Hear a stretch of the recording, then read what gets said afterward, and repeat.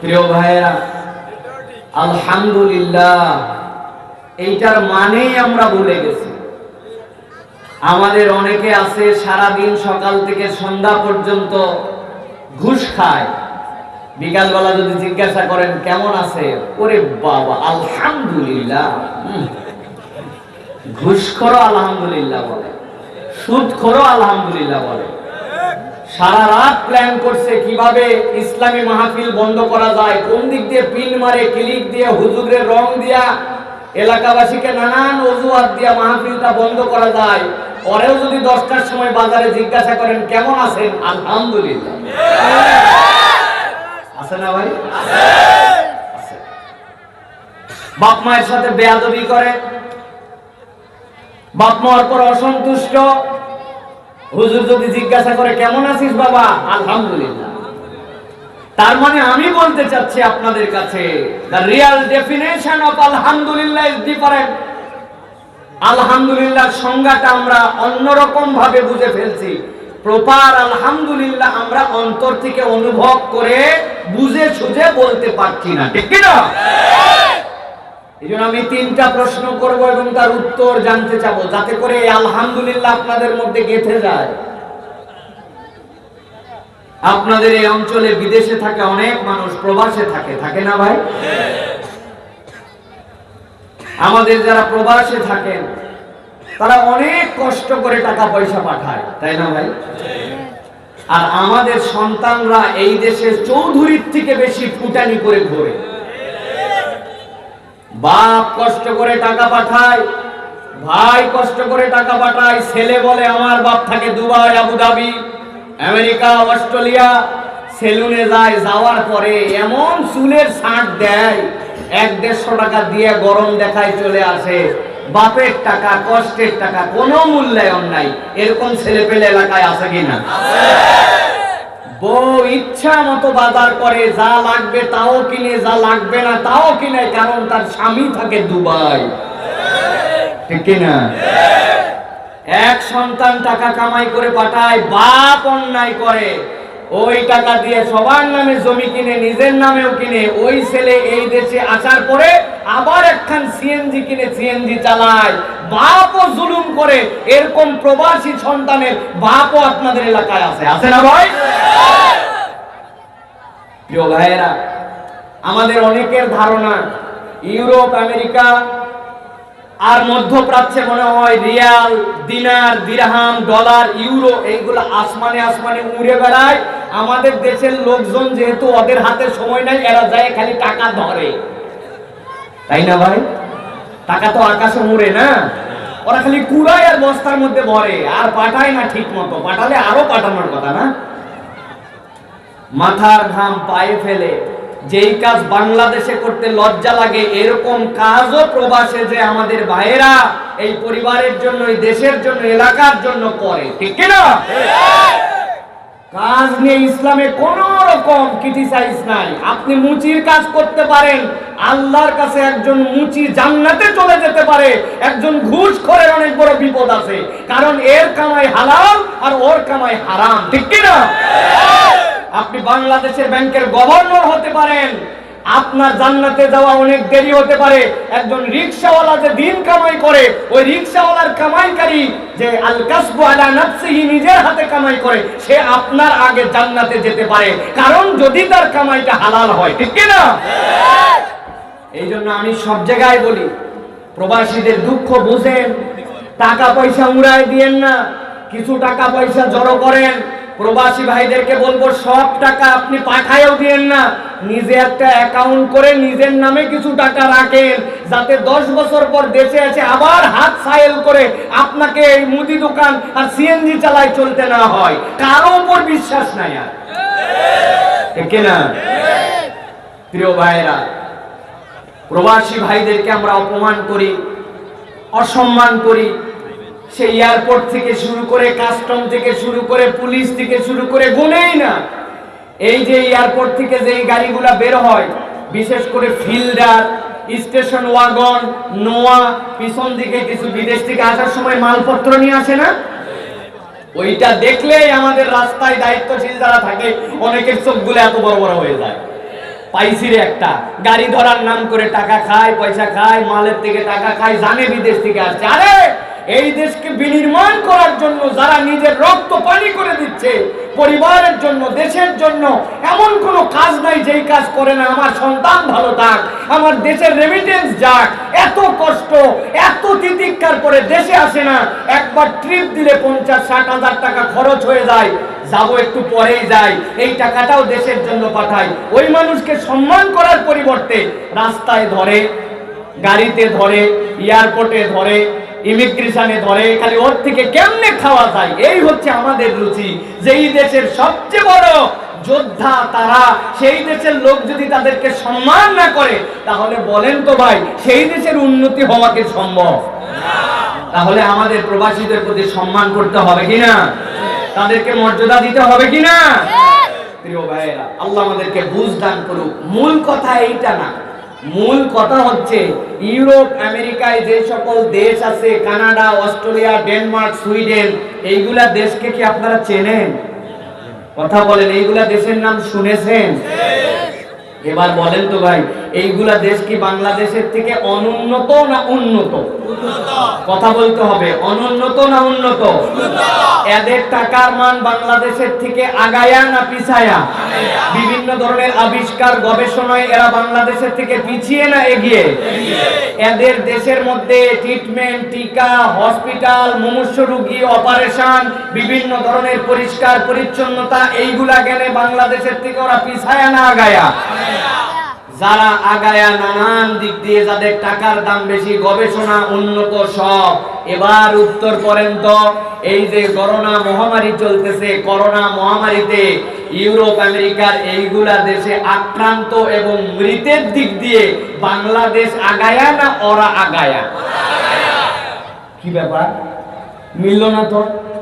টাকা পয়সায় আগায়া, চিকিৎসায় আগায়া, ট্রিটমেন্টে আগায়া, টিকায় আগায়া, ঔষধে আগায়া, মরায়ও আগায়া। ব্যাপার কি? তার মানে বোঝা যায় যে কেবলমাত্র এই বৈষয়িক দুনিয়ার এই আগানোই মূল আগানো নয়, আমার আল্লাহর দয়া হচ্ছে সবচেয়ে বড় আগানো, ঠিক কি না? সেই রব্বুল আলামিন আপনার আমার প্রতি দয়া যদি না করতেন, তাহলে মুখের মধ্যে মাস্ক লাগায়া আর হাত ধোয়া যদি মনে করেন যে বাংলাদেশের করোনা ঠেকাই দিছি, ভুলের মধ্যে আছেন। আমার আল্লাহর বিশেষ দয়ায় ফজলে এখন পর্যন্ত আমরা এই দেশের মধ্যে সুস্থ স্বাভাবিক জীবন যাপন করতে পারতেছি, ঠিক কি না? বুঝে নেন প্রিয় ভাইয়েরা, এই জন্যই বলতেছি আলহামদুলিল্লাহ। খালি যদি এই মুখ দিয়ে বলি আলহামদুলিল্লাহ, আমাদের হচ্ছে না। আলহামদুলিল্লাহর মানেটা একটু ভিন্ন, এখন বুঝে নেন আলহামদুলিল্লাহ কাকে বলে। একজন ব্যবসায়ী আলহামদুলিল্লাহ কি ভাই?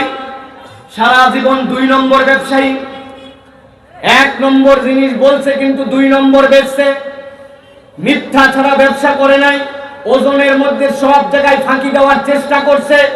সকাল 11টায় কাস্টমার আসলে তারেও বলছে বনির কাস্টমার। বিকাল বেলা একজন কাস্টমার আসছে, জীবনে দেখে নাই, তারে বলছে তোমার মতো পরিচিত লোক পাইছি বলে তোমারে কেনা দামে দিলাম, এই কথা বলে 500-700 টাকার ব্যবসা করছে। এই রকম 2 নম্বর টাউট বদমাইশ আমাদের সমাজে ব্যবসায়ী আছে কিনা? আছে। আবার কি আপনি আমি তো সেইটা আছে। আবার কি প্রিয় ভাইয়েরা, এখন একজন ব্যবসায়ীর আলহামদুলিল্লাহ কি? আল্লাহ বাংলাদেশের এমন ব্যবসায়ী কেউ চিনতাম যে ব্যবসায়ী বাংলাদেশের অর্ধেক কিনে ফেলতে পারে। আইসিইউ সিসিইউ যদি 500টা লাগে এই টাকাও শোধ করতে পারে, কিন্তু এই করোনা মহামারীর সময় মারা গেছে। আল্লাহ আমার মতো এরকম 2 নম্বর ব্যবসায়ীরে তুমি এখন পর্যন্ত করুণা করে করোনা দাও নাই। এই জন্য তোমার কাছে আমি তওবা করতেছি, ফেরত আসতে চাই। আমি আর মিথ্যা কথা বলবো না, 2 নম্বর ব্যবসা করব না, ওজনে ফাঁকি দিব না, মানুষকে ঠকাবো না, মুনাফাকরি করব না, স্টক করে মাল রেখে মালের দাম বৃদ্ধি করব না, ধোঁকাবাজির ব্যবসা করব না। আমি এখন থেকে আল্লাহ একজন সিদ্দিকিন সালেহিনরা যেরকম ব্যবসা করেছে এরকম নেককার ব্যবসায়ী হতে চাই। বান্দার হক যা নষ্ট করেছিলাম হকগুলা ফেরত দিতে চাই। আমি আজকের থেকে তোমার কাছে প্রতিশ্রুতি দিলাম, আমি আর 2 নম্বর কারবারের সাথে নাই। This is the true meaning of আলহামদুলিল্লাহ, ঠিক কি না? যুবক ভাই, তোমার আলহামদুলিল্লাহ কি ভাই? কত জায়গায় যেই কথা বলছি, বাপের হোটেলে খাই, কোনো চিন্তা নাই, বড় মজায় আছি ভাই। আহা, বাপের কথা শুনে না, মায়ের কথা শুনে না, পিতামাতা তার প্রতি অসন্তুষ্ট, গাঁজাখোর, ইয়াবাখোর, মদখোর, বিড়িখোর এদের সাথে মিশে জামা কাপড়, চুল, প্যান্ট, শার্ট, গেঞ্জি এইগুলা দেখলে মুসলমান সন্তান মনে হয় না। মোবাইলের মধ্যে অশ্লীলতা, অসভ্যতা, অন্যায় দিয়ে তার ভরপুর। সমাজের মধ্যে তাকে দেখলে মানুষ বখাটে বলে, মহিলা দেখলে টন করে, টিজ করে। এই রকম বেয়াদব সান্ডা মার্কা ছেলে পেলে হয়ে ঘুরে বেড়ায়, আর জিজ্ঞাসা করে বলে আলহামদুলিল্লাহ। তোমার আলহামদুলিল্লাহ মুখ দিয়ে এইটুকু নয়। যুবকের আলহামদুলিল্লাহ কি? আল্লাহ পৃথিবীর কত যুবক এই করোনাকালীন সময় দুনিয়ার থেকে হারায় গেল। তুমি আমার এখন পর্যন্ত হেফাজত করছো। আমি আর পিতামাতার অবাধ্য হব না, বাপ মার সাথে ঝাড়ি দিয়ে কথা বলবো না, মিথ্যা কথা বলবো না, আজান হলে মসজিদ ছাড়া অন্যদিকে যাব না, টাকনুর নিচে কাপড় পরবো না, মিথ্যাবাদী বন্ধুর সাথে ঘুরবো না, বিড়ি করি আবাকর গাঁজাখোরদের সাথে আমার সম্পর্ক থাকবে না। আমি এখন থেকে একজন সঠিক, সুস্থ, স্বাভাবিক মুসলিম তরুণ হিসাবে সমাজে প্রতিষ্ঠিত হওয়ার জন্য চেষ্টা করব। আল্লাহ এবং তার রাসূলের পক্ষে চলার জন্য শপথ নিব। মুখ দিয়ে গালি দিব না, মোবাইলে খারাপ কিছু দেখবো না। আজকের থেকে ওয়াদা করে তোমার কাছে ফেরত আসলাম। এইটাই হচ্ছে প্রকৃত আলহামদুলিল্লাহ, ঠিক কি না? কি আলহামদুলিল্লাহ আপনি বলেন? আমি তো বলি আলহামদুলিল্লাহ। আপনারা এই বাজারের মধ্যে যায় খবর নেন, অনেক হিন্দু আলহামদুলিল্লাহ বলে, কালেমা শরীফ পড়ে লা ইলাহা ইল্লাল্লাহু মুহাম্মাদুর রাসূলুল্লাহ। আমি তো বলি হায়ের উচ্চারণ শুনলে মনে হয় নুরানি মাদ্রাসায় পড়ছে, অথচ নাম হচ্ছে শ্রীকৃষ্ণ। তাহলে যদি তাদের এই আলহামদুলিল্লাহ লা ইলাহা ইল্লাল্লাহ হয়ে যাইতো, তাহলে তো কাজই হয়ে গেছিল। প্রিয় ভাইয়েরা, এই জন্য বলি প্রকৃত আলহামদুলিল্লাহ ডেফিনেশনটা ভিন্ন। প্রকৃত আলহামদুলিল্লাহ ডেফিনেশনটা ভিন্ন। মুরব্বী চাচা, আপনাদের জন্য শেষ বলি, আপনাদের আলহামদুলিল্লাহ কি বাবা? শেষ বয়সে চলে আসছি, পান চিবাই, হাকিমপুরি জর্দা ছাড়া খাই না কিছু, মাঝে মাঝে খিলাল করি। আসরের নামাজ পড়ার পরে যাই বাজারের মধ্যে বসি, ডান পাশে গিবত কমিটির সভাপতি, বাম পাশে সেক্রেটারি, আমি হচ্ছে ক্যাশিয়ার। তিনজন মিলে দাঁড়ায় গেছে, বসে গেছে, অমুক হুজুরের কি হলো, তমুক দলের কি হলো, তার বইয়ের কি হলো, তার বেটার কি হলো, তার কি হলো। সারাদিন গিবত গিল্লা, কোন রকম পজিটিভ কাজ নাই। স্ত্রীর সাথে সুন্দর করে কথা বলে না, ছেলের বইয়ের সাথে তার আচরণ ভালো না, সমাজ বিনির্মাণে কোনো কাজ নাই। এখন পর্যন্ত সুদ খায়, এখন পর্যন্ত দাদন ব্যবসা করে, এখন পর্যন্ত হারাম কাজের থেকে সরে আসতে পারে নাই, তার আচরণ ভালো না। লোকজন চিন্তা করছে বাবা দাড়ি টুপি নিয়ে আসে, মরার পরে ইমাম সাহেব দাঁড় করাবে, এরপরে জিজ্ঞাসা করবে সব লোকজনকে কেমন ছিল। লোকজন চিন্তা করছে মরেই গেছে, আর খারাপ বলে লাভ কি? মুখে মুখে জোরে বলে ভালোই ছিল, আর ভিতরে ভিতরে বলে কি ছিল, জামাই ছিল। আছে না ভাই? আমি বলি প্রিয় ভাইয়েরা, প্রিয় মুরব্বীরা, আপনার আলহামদুলিল্লাহ এটা নয়। আপনার আলহামদুলিল্লাহর কনসেপ্টটা বুঝে নেন। আল্লাহ আমার বয়সের এই মানুষগুলাকে তো সারা পৃথিবীতে সবচেয়ে ডেঞ্জারাস বলা হচ্ছে। 60 বছরের উপরে করোনা সবচেয়ে আক্রান্ত হওয়ার কথা। আমার মতো অধমরে তুমি এখন পর্যন্ত বাঁচায় রাখছো। আল্লাহ, আমি শপথ নিলাম সারা জীবন 3টা সূরার বেশি 4 নম্বর সূরা পড়ি নাই, নতুন 2টা সূরা শেখার চেষ্টা করব। সানার অর্থটা আজ পর্যন্ত 70 বছর বয়স। তাআলা জাদ্দুকা ওয়া ইলাহা গায়রুকা যদি বলা হয় এর অর্থ আমি জানি না। সুবহানা রাব্বিয়াল আলা মানে কি জানি না। আমি নামাজের মধ্যে দোয়া তাসবির অর্থ কিছুই শিখলাম না। শপথ নিলাম এখন থেকে বয়স যাই হোক কোরআন শুদ্ধ করার চেষ্টা করব, নামাজের দোয়া তাসবির অর্থগুলো বোঝার চেষ্টা করব, নামাজের পরের মাসরুম দোয়াগুলো শেখার চেষ্টা করব। গীবত গিল্লাতে আমি নাই, বউয়ের সাথে আর খারাপ আচরণ করব না, ছেলের বউদের সাথে খারাপ কথা বলবো না। এলাকার যুবক তরুণ সমাজ তাদেরকে নিয়ে ইসলামের পক্ষে আনার চেষ্টা করব, দাওয়াতের কাজ করার চেষ্টা করব। সুদ ঘুষ এইগুলোর সাথে আর সম্পর্ক নেই, এগুলো বাদ দিয়ে দিলাম। তোমার কাছে তওবা করলাম, বান্দার হক নষ্ট করলে বান্দার হক ফিরাই দিব, ছেলে মেয়ের হকগুলো ঠিকমতো আদায় করব। হজ ফরজ হলে জমি বিক্রি হলেও দ্রুত হজে যে একবার হজ করে আসার চেষ্টা করব। আপনি যদি এই শপথ নিয়ে আল্লাহর কাছে ফেরত আসেন তবেই আপনার আলহামদুলিল্লাহ বলা হচ্ছে, নচেত এই মুখের আলহামদুলিল্লাহ প্রকৃত আলহামদুলিল্লাহ হচ্ছে না, ঠিক কিনা? আউযু বিল্লাহি মিনাশ শাইতানির রাজীম।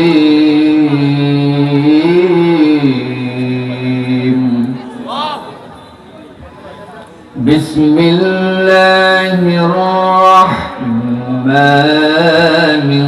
রাহিম।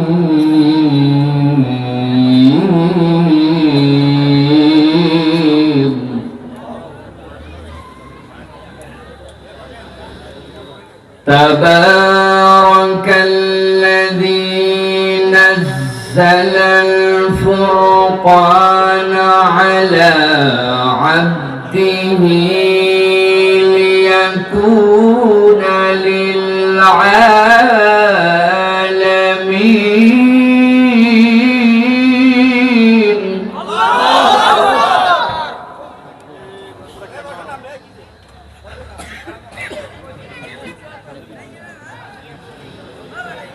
تبارك الذي نزل الفرقان على عبده ليكون للعالمين نذيرا.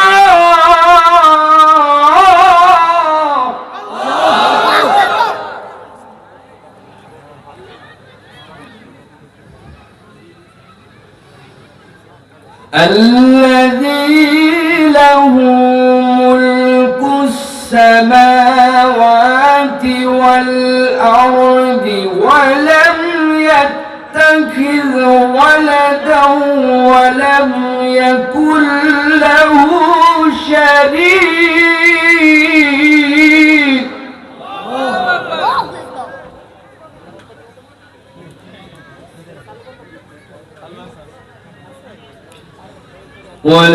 يكن له شريك في الملك وخلق كل شيء فقدره تقديرا.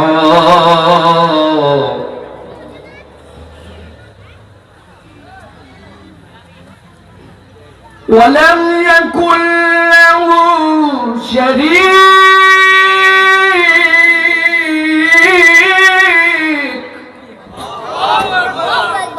ولم يكن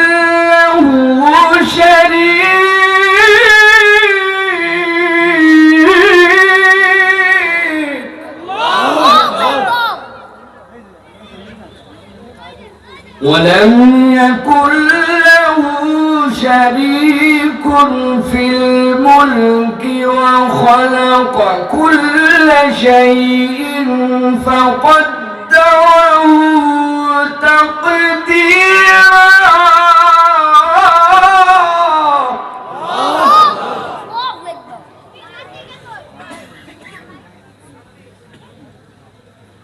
وقال الله سبحانه وتعالى آمرا ومخبرا للمؤمنين والمؤمنات إلى يوم القيامة إن الله وملائكته يصلون على النبي يا أيها الذين آمنوا صلوا عليه وسلموا تسليما.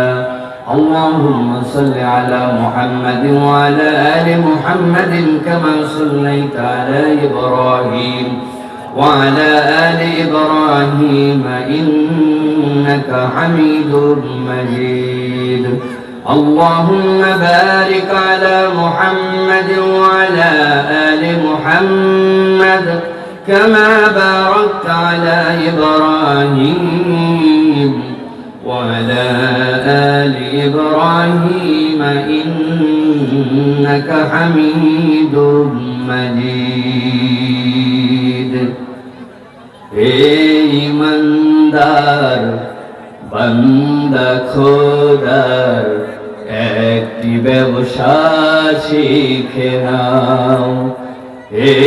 ईमानदार बंदा खुदार একটি ব্যবসা শিখে নাও।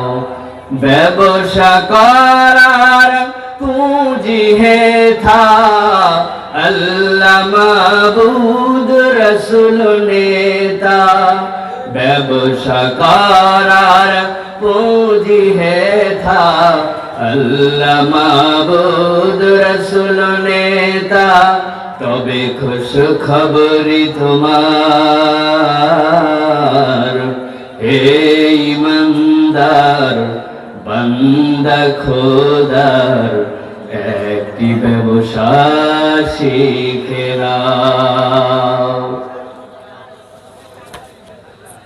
উত্তর জালিয়াকান্দি বাইতুল নূর জামে মসজিদ এবং যুব সমাজের উদ্যোগে বাংলাদেশের ঐতিহ্যবাহী জেলা সদর লক্ষ্মীপুরে আজকের এই বাৎসরিক ওয়াজ এবং দোয়ার মাহফিলের সম্মানিত সুযোগ্য সভাপতি, সম্মানিত প্রধান অতিথি, সম্মানিত বিশেষ অতিথি, সম্মানিত আলোচকবৃন্দ, আমার সামনে উপবিষ্ট সম্মানিত মুরব্বিয়ানে এজাম, বিভিন্ন প্রতিষ্ঠান থেকে আগত সম্মানিত আসাতেজায়ে কেরাম, সম্মানিত ইমাম খতিববৃন্দ, আমার প্রিয় যুবকেরা, স্নেহের ছোটরা, পর্দার অন্তরালের মা এবং বোনেরা, একবার সালাম দিয়েছি, আরো একবার দোয়া করা এবং পাওয়ার আশায় আপনাদের কাছে সালাম নিবেদন করি। আসসালামু আলাইকুম ওয়া রাহমাতুল্লাহ।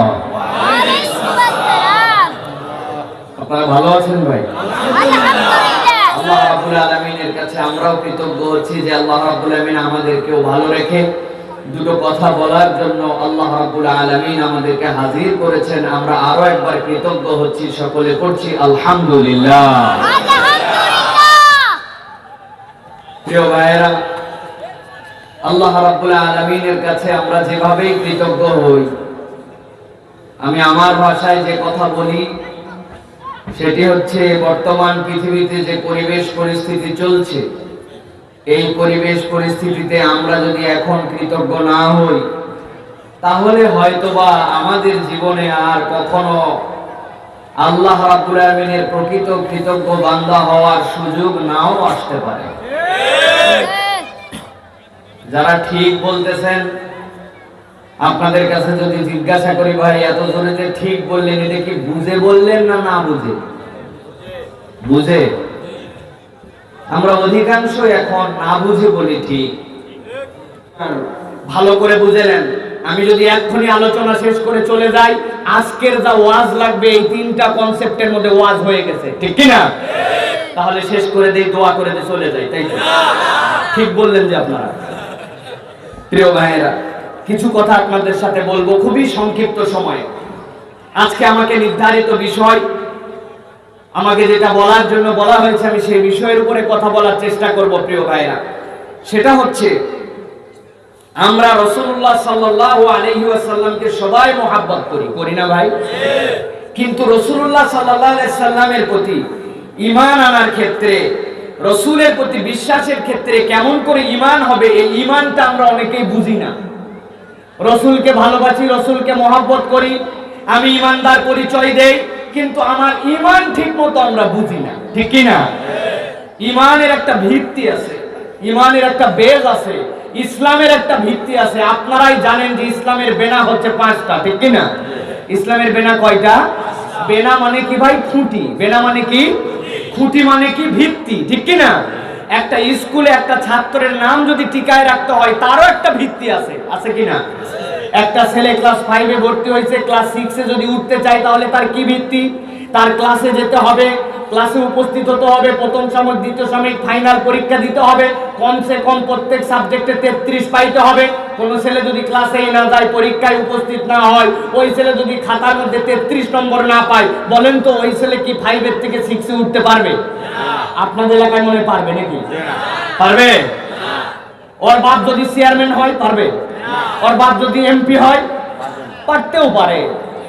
তাহলে খাতা পত্রে দেওয়া লাগবে না, আবার নতুন করে 6-এ ভর্তি করা লাগবে। কিন্তু ও যে সিস্টেম, ওই সিস্টেমে যদি যেতে চায়, সিস্টেমে তার কোনো অপশন নাই, ঠিক কি না?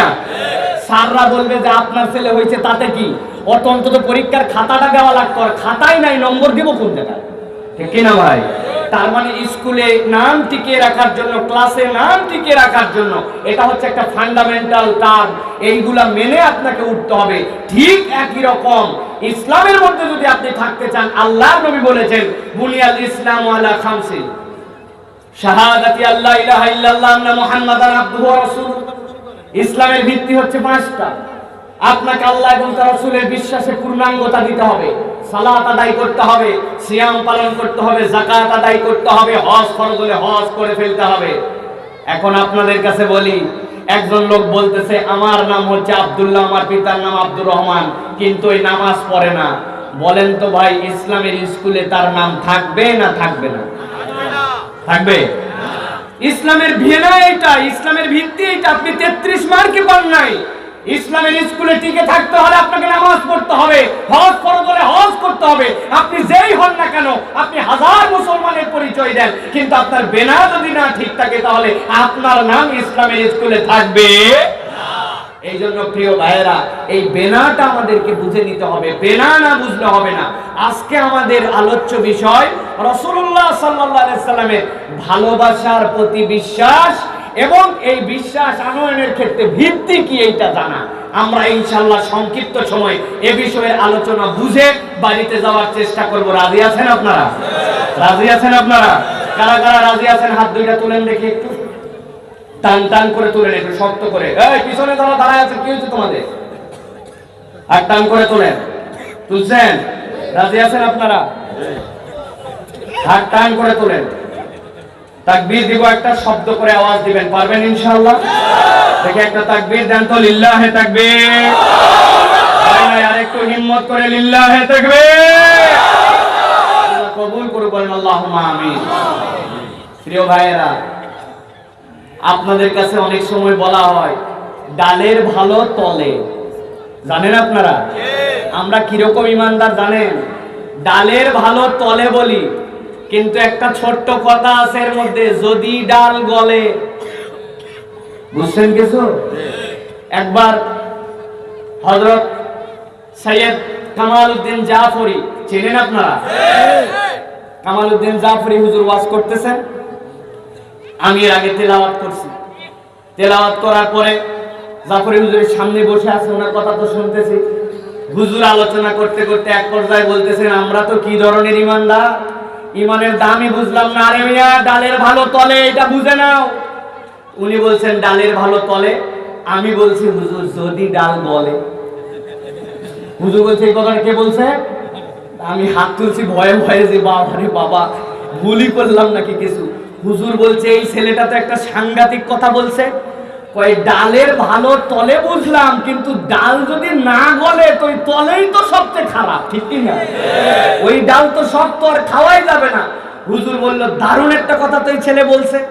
আমি এর পরের থেকে আপনাদের কাছে বলি, ভাই ইমানদার পরিচয় দেওয়া ভালো, মুমিনের পরিচয় থাকা ভালো, রসুলের মহব্বত জানা ভালো, কিন্তু রসুলের মহব্বত খালি ভালোবাসি, কিন্তু রাসূলুল্লাহ সাল্লাল্লাহু আলাইহি ওয়াসাল্লামের প্রতি কেমনে ঈমান আনা লাগে এইটা জেনে আল্লাহর নবীকে ভালোবাসি, এইটা বলাই হচ্ছে প্রকৃত ঈমানদারের পরিচয়, ঠিক কি না? প্রিয় মুসলমান, ভালো করে বুঝেন, কেউ যদি রাসূলুল্লাহ সাল্লাল্লাহু আলাইহি ওয়াসাল্লামের রিসালাতে বিশ্বাস করে তাহলে তাকে তিনটা বিষয়ে সাক্ষ্য দিতে হবে। কয়টা? চটচট করে ভূমিকাটা বুঝে নেন। কয়টা? এক নম্বরে রাসূল বিশ্বাসের প্রথম শর্ত হচ্ছে তার নবুয়তে বিশ্বাস করতে হবে। কিসে বিশ্বাস? দুই নম্বরে রাসূলুল্লাহ সাল্লাল্লাহু আলাইহি ওয়াসাল্লামের মর্যাদা এবং তার ভালোবাসায় বিশ্বাস। কিসে বিশ্বাস? রাসূলুল্লাহ সাল্লাল্লাহু আলাইহি ওয়াসাল্লামের মর্যাদা এবং ভালোবাসায় বিশ্বাস। তিন নম্বরে তার আনুগত্য এবং অনুসরণে বিশ্বাস। রাসূলুল্লাহ সাল্লাল্লাহু আলাইহি ওয়াসাল্লামকে কেউ যদি স্বীকার করে, বিশ্বাস করে, আল্লাহর রাসূলের রিসালাতে স্বীকৃতি দেয়, তাহলে এই তিনটা বিষয়ে তাকে স্বীকৃতি দিতে হবে। মুহাম্মদ সাল্লাল্লাহু আলাইহি ওয়াসাল্লামের নবুয়তে বিশ্বাস করি, তার ভালোবাসায় বিশ্বাস করি এবং মর্যাদায় বিশ্বাস করি, তার আনুগত্য এবং অনুসরণে বিশ্বাস করি। এই তিনটা বিশ্বাসের সমন্বয়ের নাম মুহাম্মদ সাল্লাল্লাহু আলাইহি ওয়াসাল্লামের প্রতি বিশ্বাস। নচেত ফাঁকা বলি মুখ দিয়ে খালি বলা হয়, নবীকে প্রকৃত ভালোবাসা হয় না, ঠিক কি না? আমরা অনেক সময় গর্ব করে বলি মাইকেল এইচ হার্ট দ্য 100 বই লিখছে। আপনারা শুনছেন না? কি বলছে সে? 100 জন বিখ্যাত মনীষীর মধ্যে আমার নবীর নাম সবার আগে। আরে এই নিয়ে মুসলমানদের অহংকার আর ভালোবাসা আর এটা নিয়ে গর্ব করার কি আছে? মুহাম্মদ সাল্লাল্লাহু আলাইহি ওয়াসাল্লাম ওই 100 জন লোকের মধ্যে হিসাবের মধ্যেই পড়ে না। আমার নবীর সাথে বাকি 99 জনের নামই যায় না, ঠিক কি না? কিসের ওই বইয়ের সাথে আমার সম্মান? আমার নবী সবার সেরা। আল্লাহ বলছে, মাইকেল এইছাক বলছে, ও যদি ভালোবাসেও বলে, কিন্তু ওর মধ্যে নবুয়তের প্রতি বিশ্বাস ছিল না, আল্লাহ নবীর মর্যাদা এবং রিসালাতে বিশ্বাস ছিল না, আল্লাহ নবীর অনুগত্য এবং অনুসরণে বিশ্বাস ছিল না। ওই জন্য মাইকেল এইছাক দ্য 100 বইলে কেউ কাফের, ঠিক কি না? ভালো করে বুঝে নেন, টার্মটা পরিষ্কার করেন। এই তিনটা বিশ্বাসের সমন্বয়ের নাম হচ্ছে মুহাম্মদ সাল্লাল্লাহু আলাইহি ওয়াসাল্লামের প্রতি বিশ্বাস। আজকে আমরা যে বিষয়ে আলোচনা করব সেটা হচ্ছে মুহাম্মদ সাল্লাল্লাহু আলাইহি ওয়াসাল্লামের নবুয়তে যদি আমরা বিশ্বাস করতে চাই তাহলে কয়টা বিষয় আমাদেরকে স্বীকৃতি দিতে হয়। আল্লাহ রাসূলের নবুয়তে বিশ্বাস করলে আপনাকে চারটা বিষয়ের স্বীকৃতি দিতে হবে। কয়টা? হাত রেডি করেন, এরকম করেন, আমি জিজ্ঞাসা করব, সবাই একসাথে বের করবেন। নবীজির নবুয়তে বিশ্বাসের স্বীকৃতি কয়টা? চারটা। হয় নাই, সবাই আবার একসাথে, কয়টা? চারটা। আল্লাহর নবীর নবুয়তে বিশ্বাসের স্বীকৃতি কয়টা? চারটা। ভালো করে মুখস্থ করে নেন, ভূমিকার পরে আলোচনায় তাহলে প্রবেশ করতে পারবো। এক নম্বরে, আল্লাহ রাসূলের নবুয়তের সার্বজনীনতায় আপনাকে বিশ্বাস করতে হবে। কিসে বিশ্বাস? সার্বজনীনতায়। সার্বজনীনতা মানে কি? মিন বাদ মুহাম্মাদিন সাল্লাল্লাহু আলাইহি ওয়াসাল্লাম ইলা ইয়াউমিল কিয়ামা, নবীজির পরের থেকে কিয়ামত পর্যন্ত ছোট বড় সাদা কালো, প্রেসিডেন্ট কুলি মজুর, পৃথিবীর কম বুদ্ধিমান বেশি বুদ্ধিমান যত ধরনের মানুষ আছে, যত এলাকার যত দেশের মানুষ আছে, সব মানুষের জন্য আমার নবীর নবুয়ত সার্বজনীন। এইটা আপনাকে স্বীকার করতে হবে, ঠিক কি না? এটা এক নম্বর। দুই নম্বরে, আল্লাহ রাসূলের নবুয়তের সমাপ্তিতে আপনাকে স্বীকৃতি দিতে হবে আল্লাহর নবীর পরে আর কোনো নবী নাই। এইটা আপনাকে আমাকে স্বীকার করতে হবে, ঠিক কি না? বাংলাদেশে একটা দল কিন্তু আছে, ওরা বলে যে আল্লাহর নবীর পরেও একজন নবী আছে, তার নাম হচ্ছে গোলাম আহমেদ কাদিয়ানী, ঠিক কি না? ওরা আল্লাহকে আল্লাহ বলে স্বীকার করে, কোরআন শরীফকে কোরআন শরীফ বলে, জোহরের নামাজ 4 রাকাতি বলে, মক্কায় হজ করতে হবে তাও বলে, 2.5% হারে যাকাত দেওয়া লাগবে তাও বলে, রমজান মাসেই রোজা রাখা লাগবে তাও বলে, কিন্তু একটুখানি বলে আমার নবীর পরে একজন নবী আছে। নানান ধরনের মিথ্যা মিথ্যা কথা দিয়া মানুষকে প্রতারণা করে। হাজার কথা বলার পরে আমার নবীর পরে নবী আছে এই কথা যদি বলে, তাহলে কি তারা মুসলমান না কাফের? এই জন্য আমরা বলবো, বাংলাদেশে কাদিয়ানীরা থাকতেই পারে, তাদের সাথে আমাদের কোনো বিরোধ নাই, আপত্তি নাই, কিন্তু বাংলাদেশে যদি কাদিয়ানীদেরকে থাকতে হয়, যেরকম হিন্দু আছে, খ্রিস্টান আছে, বৌদ্ধ আছে, নাসারা আছে, ইহুদি আছে, জৈন আছে, কামার আছে, কুমার আছে, মুচি আছে, তাঁতি আছে, তারা নিজের পরিচয় নিয়ে আছে। বাংলাদেশে যদি কাদিয়ানীদেরকে থাকতে হয়, মুসলমান পরিচয় নিয়ে থাকা চলবে না, কাফের পরিচয় নিয়ে বাংলাদেশে থাকতে হবে।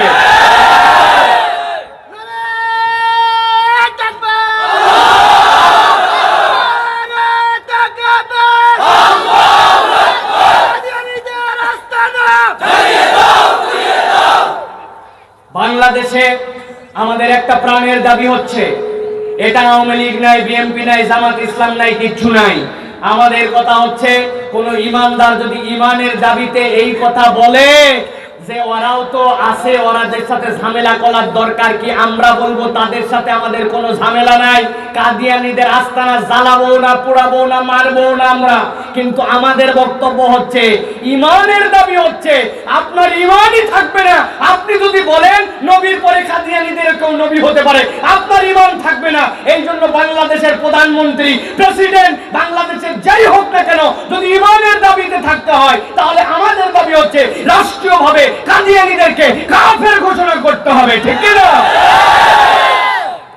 প্রিয় ভাইয়েরা, এটা হচ্ছে 2 নম্বর দাবি, রাসূলের রিসালাতের দ্বিতীয় ভিত্তি এইটা। 3 নম্বরে, রাসূলুল্লাহ সাল্লাল্লাহু আলাইহি ওয়াসাল্লাম নবুয়তের দায়িত্ব পরিপূর্ণভাবে আদায় করেছেন। বুঝছেন আপনারা? বুঝেন নাই? জি বলবেন আস্তে, বুঝে সুঝে, খবর আছে। রাসূলুল্লাহ সাল্লাল্লাহু আলাইহি ওয়াসাল্লাম নবুয়তের দায়িত্ব পরিপূর্ণভাবে আদায় করেছেন, আপনাকে ঈমান রাখতে হবে। কিছুদিন আগে বাংলাদেশে একটা মন্ত্রণালয় থেকে একটা প্রজ্ঞাপন আসছিল যে ওই মন্ত্রণালয়ে কেউ যদি আসে, তাহলে পুরুষ মানুষ মুসলমান হলে টাকনুর উপরে পায়জামা পরা লাগবে, প্যান্ট পরা লাগবে, মুখের মধ্যে হিজাব করা লাগবে। শুনছেন আপনারা? এই নিয়ে অনেক কথা হয়েছে, নানান ধরনের বক্তব্য হয়েছে। উনি এই কথা বলতে পারেন কি না পারেন, এই নিয়ে নানান তর্ক বিতর্ক থাকতে পারে, কিন্তু বক্তব্য হচ্ছে উনি যেই কথা বলছেন এই কথা নিয়ে কোনো আপত্তি থাকতে পারে না। কথা বলেন, থাকতে পারে? আল্লাহর নবী বলেছেন, মাসফালা মিনাল কাবাইনি জারি ফিন্নার, টাকনুর উপরে ছেলেদেরকে কাপড় পরতে হবে, নচেত এইটা তোমার জাহান্নামে যাওয়ার কারণ হতে পারে। একজন মানুষকে এইটা বলার পরে সে বলতে পারে, হুজুর আমি চেষ্টা করি কিন্তু পারি না, নামাজের সময় তুলি মাঝে মাঝে চলে যায়, নতুন প্যান্ট বানালে এরপরের থেকে টাকনুর উপরেই পরবো। তবে হুজুর আমি পারি কি না পারি, আমার নবী যে কথা বলছেন এই কথা নিয়ে আমার কোনো আপত্তি নাই, এটার কোনো বিরোধিতা নাই, এই কথাই ঠিক, আমি বিশ্বাস করি, কিন্তু হুজুর পারি না, এটা আমার ব্যর্থতা। এই কথা বললে তার কথা মেনে নিয়ে তার সাথে আমাদের কোনো বিরোধ নাই, বলতে হবে তাড়াতাড়ি আমল করার চেষ্টা করো। কিন্তু আল্লাহর নবীর এই কথাকে বিরোধিতা করতে যে কেউ যদি বলে যারা টাকনুর উপরে কাপড় পরে তারা জঙ্গিবাদ, যারা হিজাব করে তারা তালেবানি, টাকনুর উপরে কাপড় আর হিজাব করে বাংলাদেশকে একটা তালেবানি দেশ বানানোর পায় তারা চলতেছে, এই কথা যদি কেউ বলে, আপনি যদি বুঝে আল্লাহর নবীর এই সুন্নতের সাথে টিটকারি করেন, তাহলে আল্লাহর নবী নবুয়তের দায়িত্ব পরিপূর্ণভাবে আদায় করেছেন, এই স্বীকৃতি দেওয়া হয় নাই। এই হিসাবে আপনার নাম আব্দুল্লাহ হোক আর বাপের নাম আব্দুর রহমান হোক, আপনার ঈমান আল্লাহর কাছে নাই, আপনার পরিচয় আল্লাহর কাছে মুসলমান হিসাবে আপনি দিতে পারবেন না। দুনিয়ার কেউ আপনার বিরোধিতা করতে পারুক বা না পারুক, দুনিয়ার সবাই আপনার পামপট্টি দেখ, আমরা হয়তো কথা বলে আপনাকে আপনার বিরোধিতা করতে পারবো না, কিন্তু জেনে রাখেন আপনি যদি তওবা না করে আল্লাহ নবীর এই সুন্নতকে এরকম টিটকারি করে আপনি যত বড় বিচারপতি আর যাই হন না কেন, এই কথা বলে যদি যান, পরকালে আপনার হাসর নাসর আবু জেহেল উতবা সাহেবের সাথে হবে, এতে কোনো সন্দেহ নাই, ঠিক না?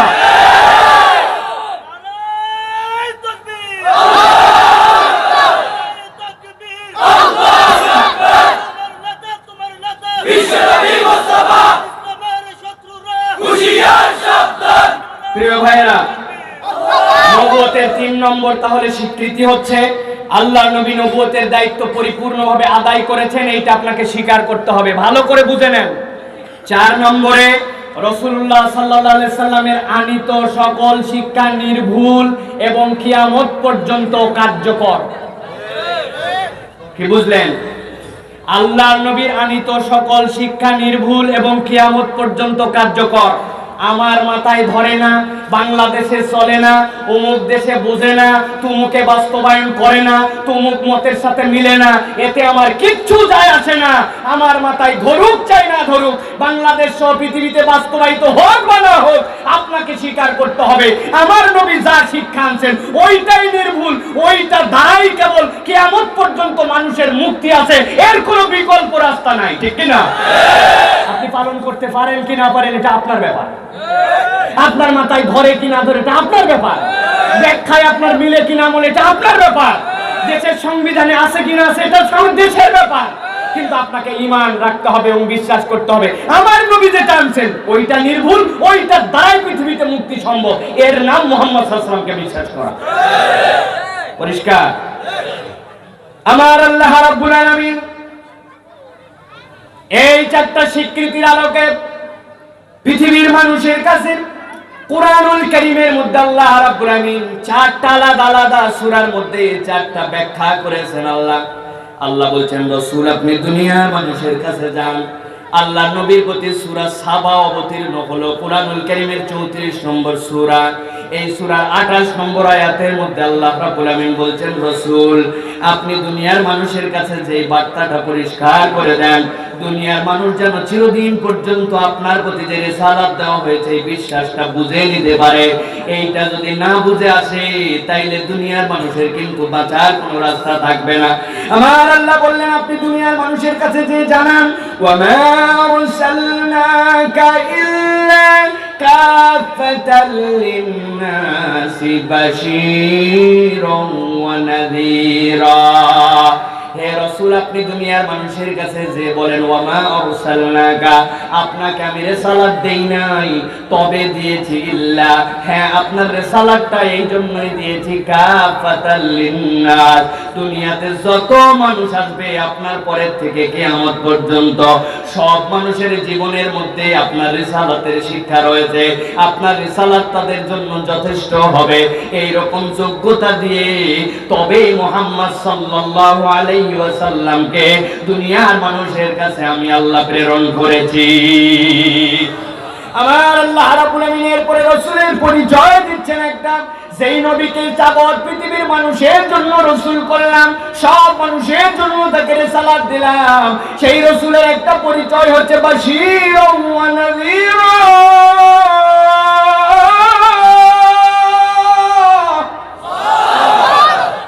হে রাসূল, আপনার পরিচয় দুনিয়ার মানুষের কাছে দিয়ে দেন। দুনিয়াতে যত নবী যত রাসূল আমি আল্লাহ পাঠিয়েছি, কোরআনে যাদের ব্যাপারে আলোচনা করা হয়েছে, আল্লাহ কোন নবী রাসূলের ব্যাপারে আগে বাশীর বলেন নাই। তবে আল্লাহ বলছেন যেই নবীকে পৃথিবীর সব মানুষের জন্য আমি রিসালাত দিয়ে পাঠালাম, সেই নবীর পরিচয় তোমাদের কাছে দিচ্ছি।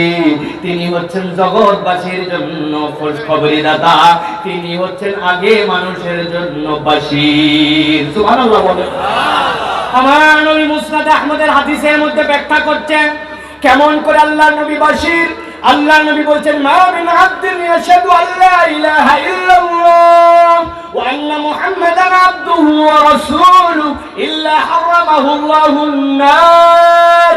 আল্লাহ নবী বলছেন ও দুনিয়ার মানুষ, তোমার কত গুনাহ আছে, তোমার কত অপরাধ আছে, দুনিয়ার বুকে তোমার কত ভুল, তোমার কত ধরনের ভ্রান্তি আছে থাকুক না কেন, আমি আল্লাহর পক্ষ থেকে জেনে বলছি, তোমার অপরাধ যতই হোক না কেন, তোমার ভুল যতই হোক না কেন, দুনিয়ায় কোনো একটা মানুষ যদি আশহাদু আল্লা ইলাহা ইল্লাল্লাহ, আল্লাহ ছাড়া কোনো ইলাহ নাই, এই সাক্ষ্যটা পরিষ্কার বুঝে ফেলে, ওয়া আন্না মুহাম্মাদান আবদুহু ওয়া রাসূলুহু, আর আল্লাহর নবী রিসালাতের সাক্ষ্যটা যদি পূর্ণাঙ্গভাবে বুঝে ফেলে, হাজার গুনাহ, হাজার অপরাধ, হাজার ধরনের তার পাপ থাকুক না কেন, এই ঈমান বুঝে যদি আমার কাছে একবার আসতে পারে, আমি আল্লাহর পক্ষ থেকে বাশীর নবী হিসেবে জানাচ্ছি, ওই বান্দার ওই ঈমান তাকে এত দামি করবে, হাজার গুনাহ থাকার পরেও আল্লাহ রাব্বুল আলামিন ওই ঈমানের দাবিতে ওই বান্দার জন্য চিরস্থায়ীভাবে জাহান্নামে থাকাকে আল্লাহ রাব্বুল আলামিন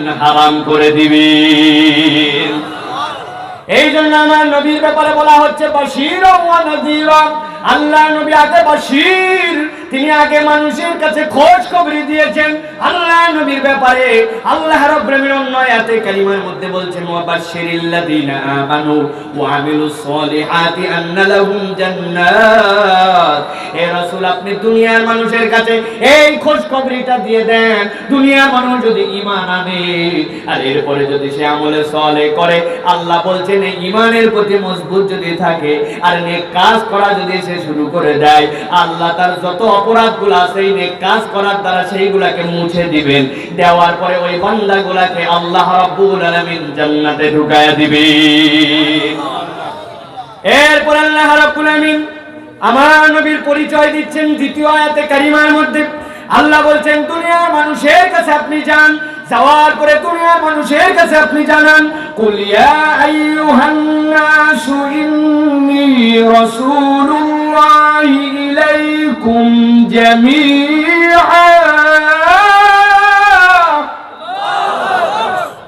আল্লাহ রাব্বুল আলামিন বলছেন আপনি দুনিয়ার মানুষের কাছে যান, যাওয়ার পরে দুনিয়ার মানুষের কাছে আপনার একটা পরিচয় তুলে ধরেন। কি পরিচয় দিবেন আপনি?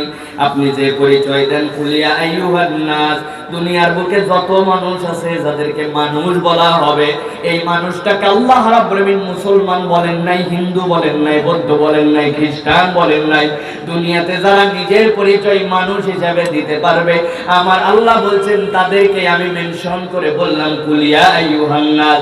হে নবী, আপনি বলে দেন ও জগতের মানুষ, তুমি যেই হও না কেন, আমি মুহাম্মদ সাল্লাল্লাহু আলাইহি ওয়াসাল্লাম তোমার ব্যাপারে বললাম ইন্নী রাসূলুল্লাহি ইলাইকুম জামিআ, আমি জগতের সব মানুষের জন্য রাসূল হওয়ার যোগ্যতা নিয়ে আসছি।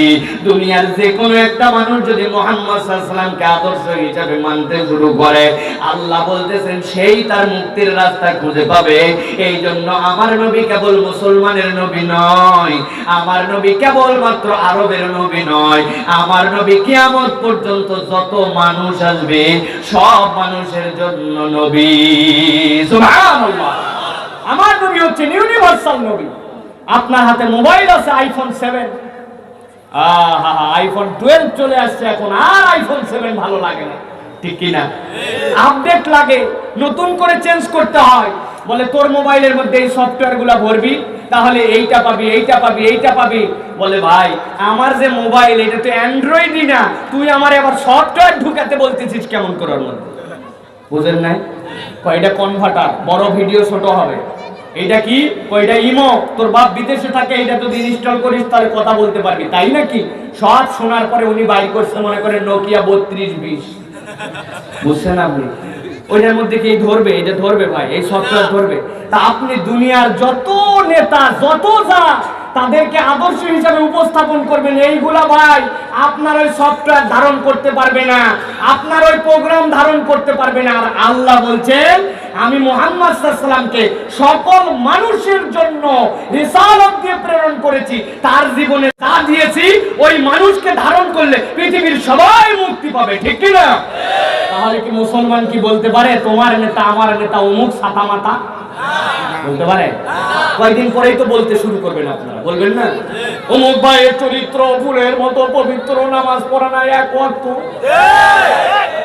আরে বাবা রে বাবা। এরপরে যখন মিছিল শেষ যাওয়ার পরে পাশে চা খাচ্ছে, এমন টান চায় শব্দ করে করে চা খায়, কারণ কি জবের ঠান্ডা, বুঝাচ্ছে যে গরম। চায়ের মধ্যে দেখবেন শেষ পর্যন্ত চিনির পরিবর্তে লবণ দেয়, হ্যাঁ, আর মাঝে মাঝে দেয় কি ভাই? সিগারেট মারাইছেন, বিড়ি বিড়ি সিগারেট। এক সিগারেটের দাম নাকি 10-12 টাকা। এই টাকা কোত্থেকে দিবে আন্দাজে? 1 টাকায় যেগুলো 4-5টা পাওয়া এগুলো ক্যান্সারের ওষুধ দিছে। আপনি খাওয়ার পরে বাপ রে বাপ, মোবাইল মার্কা হোকা হোকা, ভোট দিবেন কাতে হোকাতে হোকাতে।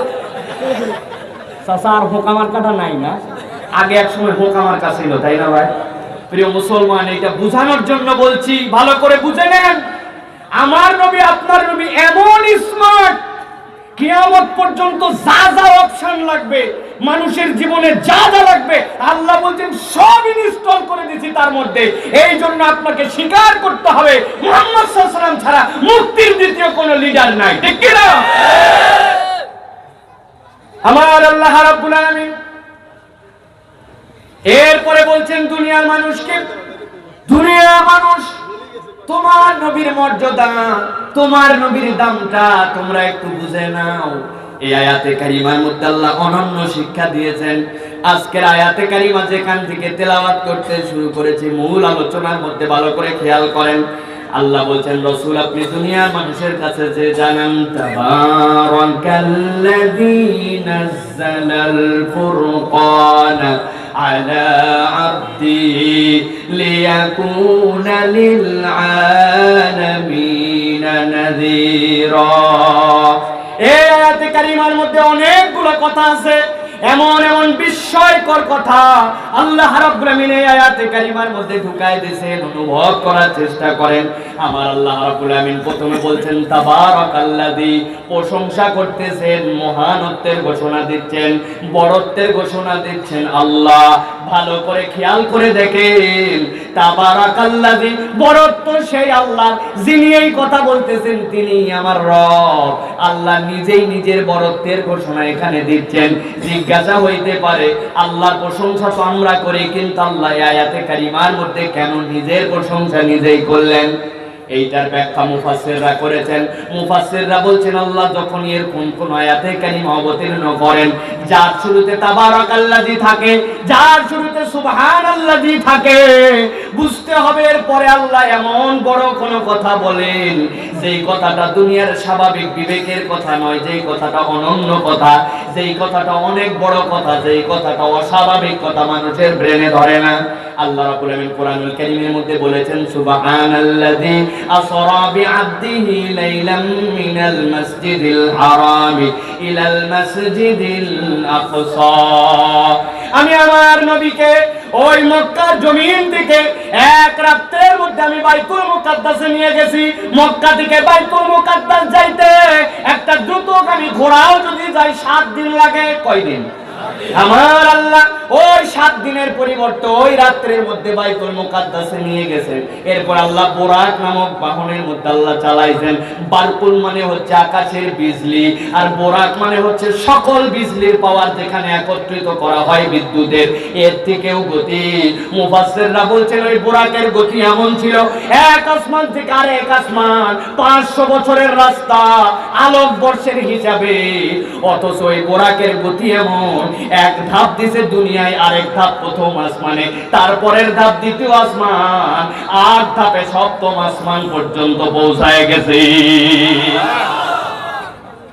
সেই আল্লাহ রাব্বুল আমিন বলছেন সুবহানাল্লাযী আসরা বিআবদিহি, আমি আমার বান্দাকে এরকম একটা বিস্ময়কর ভ্রমণ করাইছি। তার মানে এত বিস্ময়কর, এইটা দুনিয়ার কারো প্রশংসা দিয়ে এটা বোঝানো যাবে না। আমরা তো কমসে কম এতটুকু বুঝি, যেই রাসূলকে মক্কা থেকে 8 দিন লাগে ওই বাইতুল মুকাদ্দাসে যেতে, ওই রাত্রে আল্লাহ নিয়ে গেলেন, কতই না আশ্চর্য ঘটনা। ওইটা তো আমাদের মাথায় কাজ করলো, কিন্তু আল্লাহ এই আয়াতে কারিমার মধ্যে কেন বললেন তাবারাকাল্লাযী, এখানে কি এমন বিস্ময়কর ঘটনা আছে? মুফাসসির বলছেন হ্যাঁ, দুনিয়ার মানুষ বুঝে নাও, এই আয়াতের মধ্যে আল্লাহ এমন বিস্ময়কর দুটা তথ্য তোমাদেরকে দিয়েছেন, স্বাভাবিক বুদ্ধিতে মানুষের ব্রেনে চিন্তা না করলে এইটা ধরবে না। সুবহানাল্লাহ। কি বলতেছেন আমার আল্লাহ? তাবারাকাল্লাযী নাযালাল ফুরকানা আলা আবদিহি লিয়াকুনা লিল আলামিনা নাযীরা।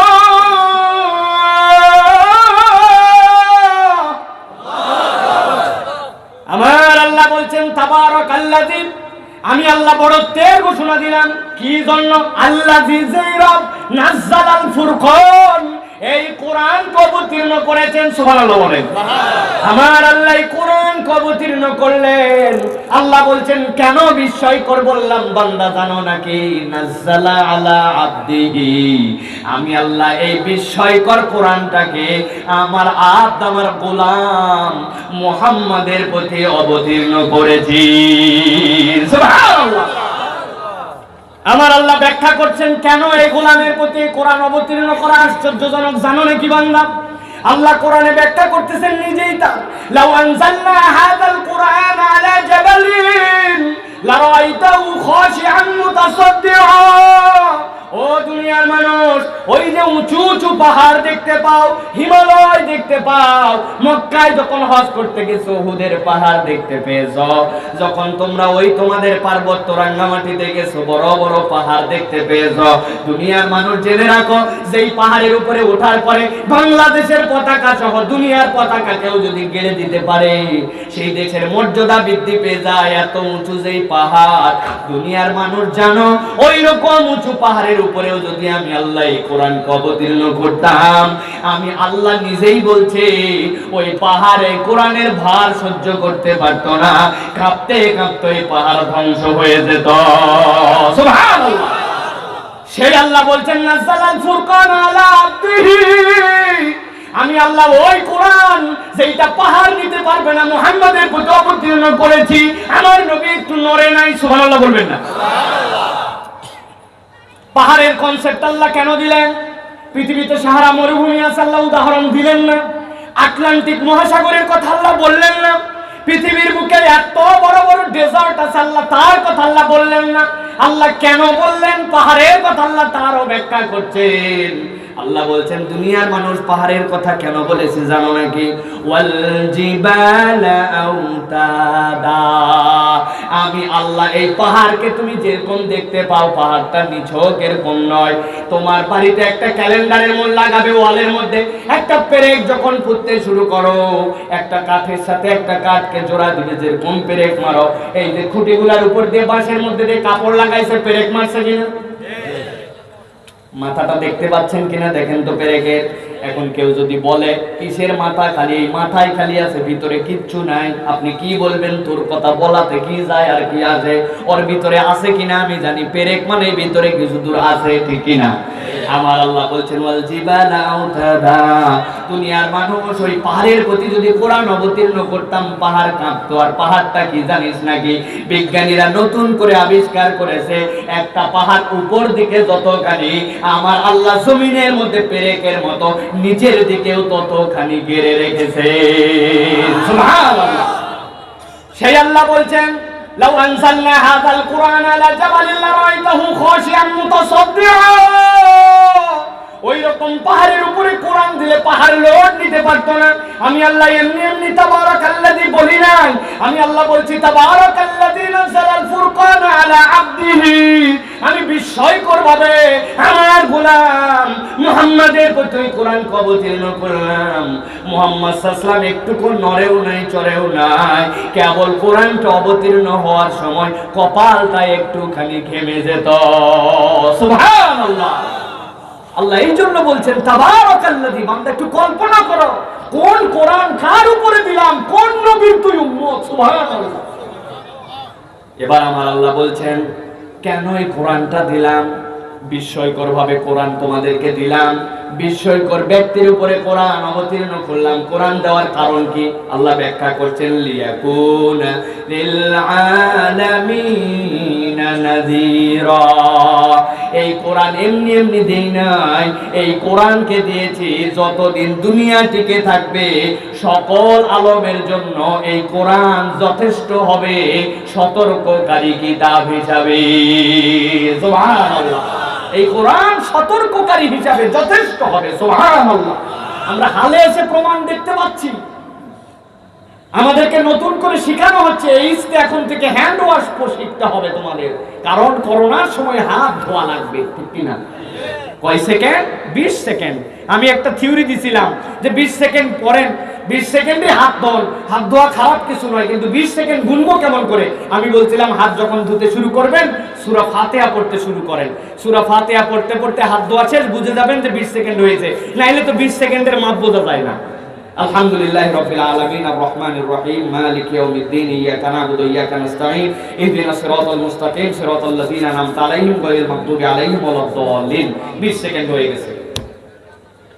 প্রিয় ভাইয়েরা, এইটা আপনাদের কাছে আজকে বলার জন্য লিয়াকুনা লিল আলামিনা নাযীরা বোঝানোর জন্য এটা বলি নাই, বলছি এই জন্য নতুন করে করোনার থেকে বাঁচার জন্য হাত ধোয়া আমাদেরকে শিখাচ্ছে, ঠিক কি না? একজন মানুষ হাত ধুইছে, ভালো কথা। হাত ধোয়ার পরে এই যে নাকের মধ্যে আমি যেরকম করে হাত দিলাম এরকম করে হাত দিছে। হাত ধোয়ার আগেও নাকে একবার হাত দিছিল, ভাইরাস আগেই নাকে ছিল। এমন হাত ধোয়ার পর আবার নাকে হাত দিছে, কি করা লাগবে? আবার হাত ধো।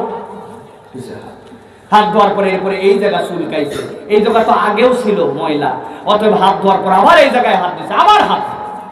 ও খালি সকালকে সন্ধ্যা পর্যন্ত হাত ধুতেই থাকো, ধুতেই থাকো, ঠিক কিনা? আমাদের দেখেন না এর মধ্যে বলে তোর সাবান কি স্লো নাকি রে? এখন আমাদের ধুতেই থাকো, ধুতেই থাকো। আমরা যদি থাকি, আমার আল্লাহ বলছেন লিয়াকুনা লিল আলামিনা নাযীরা। আমি দুনিয়ার মানুষের জন্য একটু বেটার সিস্টেম দিলাম। 1444 বছর আগে আমার হাবিবকে বললাম হাত তো ধুবে, তবে এই হাত ধোয়ার পরে কবজি পর্যন্ত যেন ধোয়, মুখমণ্ডলটা যেন পরিষ্কার করে, মাথাটা যেন মসেহ করে নেয়, দুই পা যেন টাকনু সহ ধোয়। এটাই হচ্ছে সবচেয়ে উন্নত ধোয়া। তোমাদের ধোয়ায় অসম্পূর্ণতা আছে। আর লিয়াকুনা লিল আলামিনা নাযীরা, ওই কোরআন যিনি বলে গেছেন মুহাম্মদ সাল্লাল্লাহু আলাইহি ওয়াসাল্লামের পদ্ধতিতে কোনো গ্যাপ নাই, ঠিক কি না? এটা হচ্ছে আমার রাসূলের বিধান। আপনারা দেখতে পান কিনা, ঢাকায় আমরা দেখতে পাই এখন কতগুলা মানুষজন মাথার মধ্যে মশারি করে ঘোরে, দেখছেন আপনারা? মশারি করছিস কেন? কয় ভাই ভাইরাস ঠেকাচ্ছে। ভালো কথা, ডাক্তার মানুষ মশারি পরছে, ওইটা প্রোটেক্টর, ভালো। আমার কথা হচ্ছে আপনি মশারি পরে ভাইরাস ঠেকান, আপনারে আমরা ক্রিটিসাইজও করি না, কিছুই বলি নাই। কিন্তু এতদিন পর্যন্ত যেই মানুষগুলো আমরা টুপি পরি, আপনার মশারির থেকে তো আমার টুপিটা সুন্দর, তা আমি টুপি পরলে এতদিন মোল্লা বলে আমার খেপালেন কেন? কথা বলেন। মুখের মধ্যে মাস্ক পরে কয়টা? প্রথমে দিচ্ছে সার্জিক্যাল, তারপরে N95, তারপরে উপর দিয়ে আরেকটা সিম খান পরে এরকম। আমার কথা হচ্ছে কি ব্যাপার, আপনি মহিলা এখন মাস্ক পরেন 3টা, আপনারা কেউ ব্যাকডেটেড বলেন না। আমার বউ, আপনার বউ, আমাদের মা বোনেরা যারা পর্দা করে, হিজাব করে, নিকাব করে, তাদেরকে আপনি যখন হিজাব করে ব্যাকডেটেড বলেন কেন? এখন আপনার মুখে মাস্ক কেন? ঠিক কি না? কই যাচ্ছিস বোন? হাসপাতালে, ওই যে দুনিয়া চলতেছে এখন এমনি এমনি যাইস না, যাওয়ার সময় একটা পিপিই পরে যা। কি পরে যা? পিপিই পরে যা। কয় পিপির দাম কত রে? কয় 700 টাকা থেকে শুরু, 7,000 টাকা পর্যন্ত। ওরে সাংঘাতিক! হাসপাতালে যাবো বাচ্চার টিকা দেওয়ার জন্য 7,000 টাকার পিপি কই পাবো? কয় রিস্ক নেওয়া ঠিক হবে না, তোর একটা সহজ বুদ্ধি দেই। কি বুদ্ধি? কয় তুই যেহেতু যাচ্ছিস, তোর বরের কি মোটরসাইকেল আছে? হ্যাঁ। কয় যার মোটরসাইকেল আছে তার অন্তত পক্ষে বাড়িতে দেখবি রেনকোট আছে, আছে না? কয় তুই অন্তত পক্ষে বাবা পিপি না পাশে একটা রেনকোট পরে যা, আইসোলেটেড কাইছে দিস। মহিলা এখন গায়ের মধ্যে রেনকোট, মুখের মধ্যে মাস্ক, মাথার মধ্যে মশারি লাগায় যায়। কেউ তারে ব্যাকডেটেড বলে না, কেউ তারে টেন্ট, জীবন্ত টেন্ট বলে টিটকারি করে না, কেউ তারে পিছায় গেছে জনপদের থেকে বলে না। কিন্তু আপনার মাথায় টুপি, আমার বইয়ের মুখে হিজাব আর বোরকা পরলে ওই রকম একটা শ্রেণীর গা জ্বলে। আমার কথা হচ্ছে তোমাদের তাহলে গা জ্বলে কেন? ঠিক কি না? ভালো করে বুঝে নেন, আমার আল্লাহ বলছেন লিয়াকুনা লিল আলামিনা নাযীরা। আমি আল্লাহ যে বিধান দিয়েছি ওর থেকে সুন্দর বিধান পাবি না। ঠিক কি না? ভালো করে বুঝে নিয়ে চলেন। এই জন্য আল্লাহ রাব্বুল আলামিন বলছেন তাবারাকাল্লাযী নাযালাল ফুরকানা আলা আবদিহি। আমি বিস্ময়কর কোরআন বিস্ময়কর ব্যক্তির উপর নাযিল করছি। সুবহানাল্লাহ। সর্বশেষ আয়াতে কারিমা আমার আল্লাহ রাব্বুল আলামিন বলছেন দুনিয়ার মানুষ, তোমার হাবিবকে যদি চিনতে চাও, তোমার নবীকে যদি চিনতে চাও, এই একটা আয়াতে কারিমা বুঝলে তুমি সব বুঝে ফেলবে। এখানে যে সকল মুসলমানেরা আছেন, সব মুসলমানের আয়াতে কারিমা মুখস্থ আছে আপনাদের। আমার আল্লাহ রাব্বুল আমিন বলছেন দুনিয়ার মানুষকে রাসূল আপনি জানাই দেন ওয়ামা আরসালনাকা ইল্লা রাহমাতাল লিল আলামিন। পড়েন সবাই একসাথে ওয়ামা আরসালনাকা ইল্লা রাহমাতাল লিল আলামিন। আমার আল্লাহ কি বলছেন গভীর মনোযোগ দেন। চারটা তথ্য দিব এর মধ্যে, সারা জীবন মনে রাখবেন। আয়াতের অর্থটা একদম সোজা, সবাই জানি, কিন্তু বিস্ময়কর কথা আছে এর মধ্যে। আমার আল্লাহ বলছেন ওয়ামা আরসালনাকা, হে রাসূল আপনাকে আমি দুনিয়ার বুকে প্রেরণ করি নাই। চিৎকার করে জানতে চাই আপনাদের কাছে, বলেন তো আমার নবী কি দুনিয়াতে আসছেন নাকি আসেন নাই? তাহলে আল্লাহ বলতেছেন ওয়ামা আরসালনাকা, আপনাকে রিসালাত দেওয়া হয় নাই, আপনাকে রাসূল করা হয় নাই। এরপরে আল্লাহ বলছেন ইল্লা, তবে হ্যাঁ আপনাকে রিসালাত দেওয়া হয়েছে, রাসূল করা হয়েছে কি হিসাবে? রাহমাতাল লিল আলামিন। আপনাকে ওই পর্যন্ত পাওয়ার, ওই পর্যন্ত ক্ষমতা দেওয়া হয়েছে, ওই পর্যন্ত আপনার মধ্যে প্রোগ্রাম সেট করে দেওয়া হয়েছে। যতগুলা জগৎ আছে সব জগতের রহমত করার পরে আপনাকে আমি আল্লাহ রাসূল করে দুনিয়ায় পাঠাইছি। সুবহানাল্লাহ। এই আয়াতে কারিমার ব্যাখ্যা যদি বুঝতে হয় তাহলে কোরআন খুলতে হবে। কোরআন খোলার পরে প্রথম যে আয়াতে কারিমা কোরআনের, সেই আয়াতে কারিমার মধ্যে আপনাকে ঢুকতে হবে। আপনি কোরআন খুলে ফেলেছেন, বিসমিল্লাহর পরে প্রথমে আপনি কি পড়েছেন? আপনি পড়েছেন আলহামদুলিল্লাহি রাব্বিল আলামিন। আল্লাহ রাব্বুল আমিন বলছেন সকল প্রশংসা কার জন্য? লিল্লাহি, আল্লাহর জন্য। তার পরিচয় কি? রব, তিনি প্রতিপালক। কত দূর পর্যন্ত? লিল আলামিন, যতগুলো জগৎ আছে সব জগতের জন্য যিনি প্রতিপালক ওই আল্লাহর জন্য প্রশংসা। এখন জিজ্ঞাসা হচ্ছে জগৎ বলতে আমরা কি বুঝি? জগৎ বলতে আমাদের ধারণাটা কি? জগৎ বলতে আমরা খালি মনে করছি কেউ কেউ বাংলাদেশ আর কেউ কেউ পৃথিবী। জগতের ব্যাপারে আমাদের কোনো কনসেপ্টই নাই, ঠিক কি না? প্রিয় মুসলমান, এই আয়াতের ব্যাখ্যা যদি অন্তরে ধারণ করতে হয়, ক্ষুদ্র ক্ষুদ্র কিছু বিষয়গুলো অনুভব করতে হবে। আপনারা অনেকেই জানেন দুনিয়ার থেকে সূর্য হচ্ছে 13 লক্ষ গুণ বড়, ঠিক কি না? কিন্তু জিজ্ঞাসা করে বলেন তো, যে সূর্যের তাপমাত্রা আমাদের 42-43 ডিগ্রি হলে চাঁদি গরম হয়ে যায়, ওই সূর্যের কেন্দ্রের তাপমাত্রা কত বলেন? 1.5 কোটি সেন্টিগ্রেড। কত বুঝেন নাই না? 1.5 কোটি সেন্টিগ্রেড মানে কি? এই যে আপনার হাতের এই মাইকটা আছে দেখতে পাচ্ছেন, এইটা একটা লোহা, ঠিক কি না? আপনি মনে করছেন এই লোহাটারে আমি গলাবো, এই লোহাটাকে আমি গলায় একটা কাপ আছে, একটা ফ্রিজ আছে, ওই ফ্রিজের মধ্যে দিব, সম্ভব কিনা? সম্ভব। কত লাগবে? তাপমাত্রা কত জানেন? মাত্র 1528 1528 ডিগ্রি সেন্টিগ্রেড যদি তাপমাত্রা দেন, 2000 ডিগ্রি সেন্টিগ্রেড তাপমাত্রা যদি দেন, এই লোহা পানি হয়ে যাবে। এরপরে আপনি যা বানাতে যাবেন সেই শেপের মধ্যে আসবে। বিজ্ঞানীরা বলছেন দুনিয়ার তুলনায় 13 লক্ষ গুণ বড় সূর্য। ওই সূর্যের কেন্দ্রের তাপমাত্রা হচ্ছে 150 কোটি সেন্টিগ্রেড। সুবহানাল্লাহ বলবেন না? দুনিয়ার তুলনায় 13 লক্ষ গুণ বড়।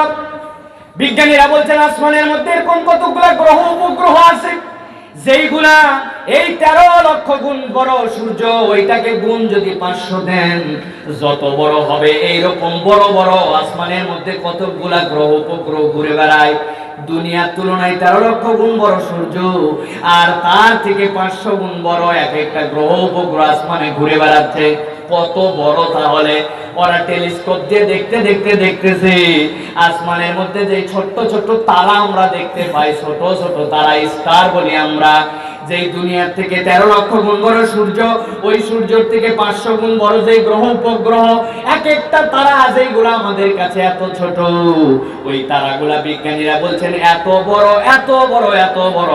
এরকম 13,000 কোটি সূর্য যদি ওই তারার মধ্যে ফেলে দেওয়া হয়, এক একটা তারা এত বড়, 10 বিঘা পুকুরে একটা মার্বেল ফেললে যেরকম ওই পুকুরের খবর হবে না, এক একটা তারা এত বড়, এতগুলা সূর্য ফেলার পরেও ওই তারাগুলা টেরও পাবে না। সুবহানাল্লাহ। আমার আল্লাহ রাব্বুল আলামিন বলছেন, ও দুনিয়ার মানুষ, আল্লাহু রাব্বুস সামাওয়াতি সামাওয়াত, আমার আল্লাহ রাব্বুল আলামিন এরকম 7টা আসমানের মালিক। এই তারা, এই সূর্য, এই গ্রহ উপগ্রহ সবগুলা প্রথম আসমানের নিচে, আর আমার আল্লাহ এরকম 7টা আসমান জমিনের মালিক। সেই আল্লাহ বলতেছেন, তুই কার প্রশংসা করতেছিস একটু ভেবে দেখ। আলহামদুলিল্লাহি রাব্বিল আলামিন। যতগুলো এরকম জগৎ আছে, ওই জগতের যিনি রব, এই জগৎ চলাতে যার কোনো কষ্ট হয় না, সেই রবের প্রশংসা। সেই আল্লাহ বলছেন, সেই আল্লাহ যতগুলা জগতের জন্য রব, আমি মুহাম্মদ সাল্লাল্লাহু আলাইহি ওয়াসাল্লামকে অতগুলা জগতের জন্য রহমত করে প্রেরণ করেছি। যতগুলা জগতের জন্য আমার আল্লাহ রব, অতগুলা জগতের জন্য মুহাম্মদ সাল্লাল্লাহু আলাইহি ওয়াসাল্লাম রহমত। সুবহানাল্লাহ। প্রিয় মুসলমান, জিজ্ঞাসা থাকবে একটা, আল্লাহর নবী তো রহমত বুঝলাম, কিন্তু নবী আকরাম সাল্লাল্লাহু আলাইহি ওয়াসাল্লাম যতদিন পর্যন্ত এই দুনিয়ার বুকে ছিলেন তিনি রহমত ছিলেন।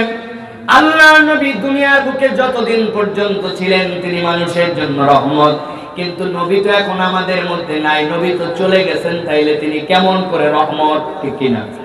নবীজি দুনিয়ায় যে ছিলেন কেমন রহমত ছিলেন? সাহাবীর থেকে প্রমাণ আছে। সাহাবীর চোখের মধ্যে বর্ষা ঢুকে গেছে, বর্ষাটা যখন টেনে বের করেছে, বের করার সময় চোখটাও বেরিয়ে আসছে। আল্লাহ নবীর কাছে যে বলছে, ইয়া রাসূলুল্লাহ, ইয়া হাবিবাল্লাহ, আমার চোখটা তো বেরিয়ে আসছে। বর্ষার সাথে সাথে আল্লাহ নবী আদর করে চোখটা ভিতরে ঢুকাই দিয়েছেন, দেওয়ার পরে মুখের লালা নিয়ে ওই চোখের মধ্যে লাগায়া দিয়েছেন। ওই সাহাবীর ব্যাপারে মদিনার লোক বলতেছেন, যেই চোখটা আল্লাহ নবী ভিতরে ঢুকায় লালা লাগায় দিয়েছেন, মদিনার সবচেয়ে সুন্দর চোখ ছিল ওই সাহাবীটা। ওই সাহাবী বলছেন, আমি ওই চোখ দিয়ে যত দূর দেখতে পাইতাম, অন্য চোখ দিয়ে অত বেশি দেখতে পাইতাম না। সুবহানাল্লাহ। আল্লাহ নবীর কাছে এক গ্লাস দুধ আসছে, হযরত আবু হুরায়রাকে ডেকে আল্লাহ নবী 70 জনকে সার্ভ করতে বলছেন। একের পরে এক 70 জন খাওয়ানোর পরে আল্লাহর নবীর কাছে ফেরত দিয়েছে। আল্লাহর নবীর হাতে প্রথমে যতটুকু দুধ ছিল, 70 জন পেট পুরে খাওয়ার পরেও আল্লাহর নবীর হাতে ততটুকুই দুধ থেকে গেছে। এই ছিলেন হচ্ছেন দয়ার নবী, রাহমাতুল লিল আলামিন। কিন্তু সেই নবী তো এখন নাই, তাহলে তিনি আমাদের জন্য কেমন করে রহমত? জিজ্ঞাসা আছে কিনা?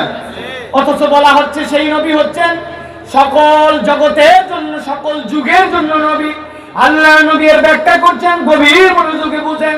আল্লাহ নবী বলছেন, ও দুনিয়ার মানুষ, দুনিয়াতে আল্লাহ রাব্বুল আলামিন যত নবী পাঠিয়েছেন, যত পয়গম্বর পাঠাইছেন, যত রাসূল প্রেরণ করেছেন, আল্লাহ সব পয়গম্বরদের জন্য কিছু স্পেশাল দোয়া দিয়েছিলেন। স্পেশাল পাওয়ারটা কি?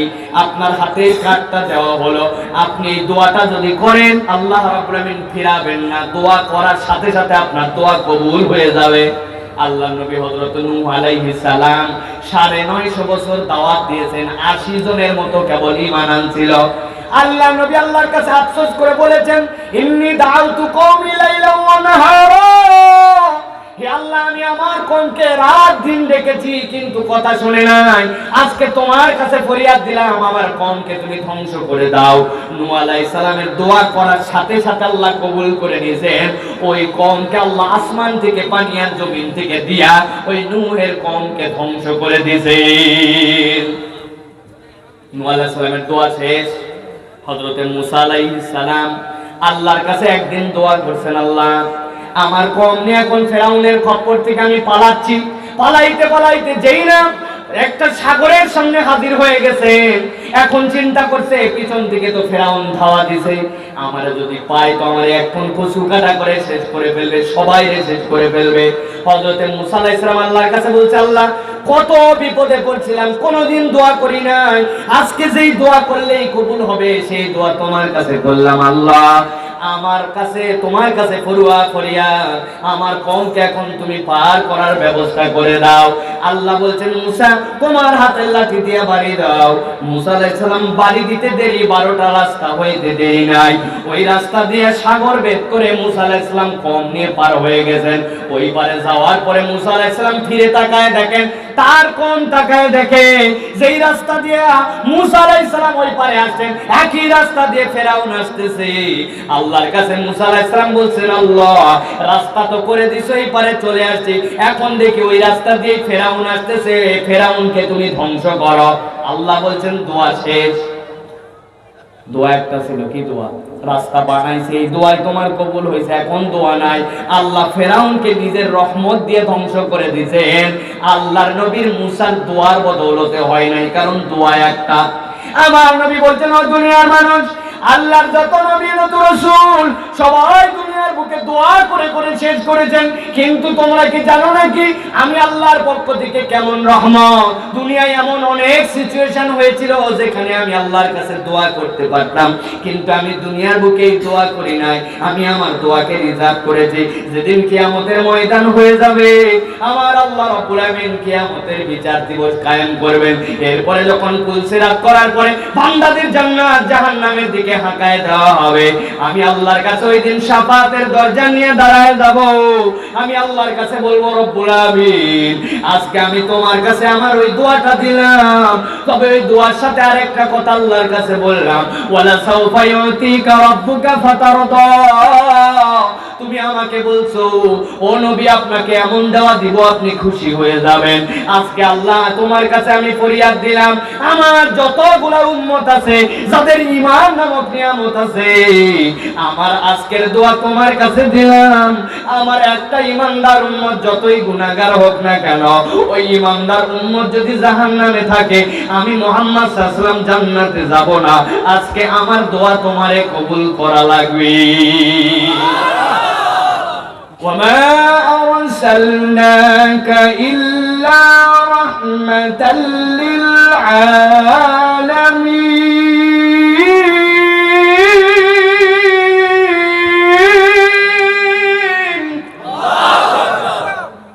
আমার আল্লাহ বলছেন তোমার নবীকে চেনো, তোমার নবী হচ্ছেন এই নবী, নবীউর রহমান। সেই নবীর ব্যাপারে আমাদের ধারণা হচ্ছে কেবলমাত্র মুহাম্মদ সাল্লাল্লাহু আলাইহি ওয়াসাল্লাম আমার নবী, এই কথা বললেই মনে হয় ঈমান হয়ে যায়, হয় না ভাই, এত সোজা নয়। আল্লাহর নবীর ঈমান যদি আপনাকে বুঝতে হয়, চারটা বিষয় স্বীকৃতি বুঝে নিতে হবে। আল্লাহর নবীর নবুয়তের সার্বজনীনতা, আল্লাহর নবীর নবুয়তের সমাপ্তি, আল্লাহর নবী যা বিধিবিধান আনছেন সেইটা পরিপূর্ণ, আর আমার নবীর যে আদর্শ, ওই আদর্শের দ্বারাই কিয়ামত পর্যন্ত সকলের মুক্তি আছে। আপনি মুহাম্মদ সাল্লাল্লাহু আলাইহি ওয়াসাল্লাম আমার নবী বলেন, কিন্তু নবীর আদর্শ নিজের মধ্যে নাই, বিশ্বাসেও নাই, ধারণেও নাই, ধরনেও নাই। জিজ্ঞাসা করে বলেন তো তাহলে কি নবীর প্রতি ঈমান আনা হয়? হয় হয় না তো, আমাদের নবীর প্রতি ঈমানও হয় না, কারণ বুঝিই নাই। এর আগ পর্যন্ত আমরা জানতামই না যে নবীর ঈমানের জন্য রোকন আছে। খালি জানতাম ইসলামের রোকন 5টা, নবীর ঈমানের রোকন আছে। বাংলাদেশে বহু নাস্তিক, বহু বুদ্ধিজীবী আছে, ওরাও বলে না নবীজি ভালো মানুষ ছিলেন, মুহাম্মদ সাল্লাল্লাহু ভালো মানুষ, ওইরকম একটা জাহিলি জগৎকে পরিবর্তন করছেন। কিন্তু নবীজি যে দণ্ডবিধি আনছেন, চুরি করলে হাত কাটা লাগবে, জেনা করলে রজম করা লাগবে, এইগুলা চলে না, ওইগুলা আরবে চলতো, নবী মানা হয়েছে। এত সোজা না। বলে আমাদের আদর্শ, আমাদের লিডার অমুকের আদর্শ অনুযায়ী আমরা দেশ গঠন করব, আমরা বাংলা গঠন করব। আপনি বলেন, আর আপনি বলেন মুহাম্মদ সাল্লাল্লাহু আলাইহি ওয়াসাল্লাম মুহাম্মদ রাসূলুল্লাহ। আপনার মুহাম্মদ সাল্লাল্লাহু আলাইহি ওয়াসাল্লাম মানা হয় না। আপনাকে স্বীকার করতে হবে অমুক লিডার তমুক লিডার যতই মহান হোক, মুহাম্মদ সাল্লাল্লাহু আলাইহি ওয়াসাল্লামের আদর্শ ছাড়া মুক্তি হতে পারে না। এর নাম মুহাম্মদের প্রতি বিশ্বাস, ঠিক কি না? এই ঈমান কি আমাদের আছে নাকি? সবার নাই, সবার নাই। ঝামেলা আছে ঈমানের মধ্যে। অনেক পোস্টার দেখলেও বোঝা যায় ঝামেলা আছে। অনেক মাহফিলের পোস্টারে এখন নিয়ে যাওয়ার পরে বলে উপরে নারায়ে তাকবীর আল্লাহু আকবার লেখছেন কেন? এটা তো অমুক দলের তাকবীর। নাউজুবিল্লাহ বলো। আমি নিজে প্রমাণ, নিজে আমারে বলছে, জানেই না সে, তাহলে তার ঈমান পূর্ণ হবে? এইজন্য আমি বলতেছি প্রিয় ভাইয়েরা, আমাদের যে আলোচনা চাষাছলা আলোচনা, এই আলোচনায় আপনাদের গল্প, কিচ্ছা, কাহিনী, মজা, মস্তি এটা হয়তো পাবেন না, কিন্তু এর মধ্যে থেকে শিখে নিতে হবে। আপনার মাথায় ধরুক বা না ধরুক, আপনাকে এই 4টা বিষয় স্বীকার করতে হবে। এর নামই ঈমান, ঠিক কি না? ভালো করে ঈমান নিয়ে যান প্রিয় ভাই। আমল যদি কিছু কমও হয়, নাজাতের জরিয়া আছে। ঈমান যদি ফসকায় যায়, সব শেষ, বাঁচার কোনো কায়দা নাই। শেষ একটা কথা বলে শেষ করব। দুনিয়ার বুকে আমরা সব পাগলের বেশে ঘুরতেছি, কিন্তু পাগল আমি মনে করছি অন্যকে। ঠিকঠাক মতো বুদ্ধি খাটায় চলেন। বাদশা হারুনুর রশিদের কাছে একটা লোক আসতো, তার নাম ছিল বাহালুল, ঐতিহাসিক পাগল। বাদশা হারুনুর রশিদ তাকে পায়ে পাত্তাও দিতেন, তার কাছে আসতেও দিতেন, পছন্দও করতেন। একদিন তাচ্ছিল্য করে বাহালুলকে বলছেন, বাহালুল, এই যে তোমার একটা মরা লাঠি দিলাম। কেন দিলেন? কয় তোমার থেকে দুনিয়ার বুকে যদি কোনো একটা লোকের তুমি দেখতে পাও কম বুদ্ধিমান, দুনিয়ার সবচেয়ে গাধা, ওই গাধা লোকটার কাছে এই লাঠিটা তোমার আমানত দিলাম, পৌঁছায় দিবা। বাহালুল ওই লাঠি নিয়ে ঘুরে, বগলের মধ্যে সব সময় তার ওই লাঠি আছে, ওই লাঠি নিয়ে এসে ঘুরে সব সময়। বাদশার কাছে একদিন আসছে, আসার পরে বাদশা জিজ্ঞাসা করছে, বাহালুল, এখনো দেখি তোমার বগলের মধ্যে ওই লাঠি, তুমি কি লাঠিটার এখন উপযুক্ত লোক খুঁজে পাও নাই? কয় না, এখন পর্যন্ত খুঁজে পাই নাই, উপযুক্ত লোক পাইলেই দিব। অনেক দিন পর বাহালুল শুনতে পাইছে, আসসালামু আলাইকুম, আলহামদুলিল্লাহ, লিল্লাহি তাকবীর, লিল্লাহি তাকবীর, লিল্লাহি তাকবীর, আলহামদুলিল্লাহ। আল্লাহ রাব্বুল আলামিন, আমাদের ভাই চলে আসছেন, আলহামদুলিল্লাহ, হযরত চলে আসছেন। আমি এক্ষুনি কথা শেষ করব, 2 মিনিট আর মাত্র শেষ করে দেব ইনশাআল্লাহ। প্রিয় ভাইয়েরা, যে কথা বলছিলাম এটা মনে রাখবেন। ফদল শেখ পেনা, ফদল। প্রিয় ভাইয়েরা, বাহালুল আসছে, পাওনাই লাঠির উপযুক্ত লোক না, যেদিন পাবো সেদিন দিব। বাদশা অসুস্থ, খবর পাইছে, সব লোক তার বিদায় দেখা দেখতে আসতে ওই দিন আসছে।